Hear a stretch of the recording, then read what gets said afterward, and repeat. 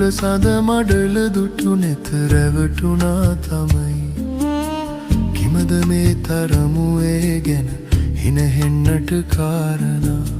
මුහුණ රටු වෙලා දෙනෙතින් කදුළු පනින තුරු එලියට ඔහොම හිනා වෙනකොට උම ලස්සනයි උමා.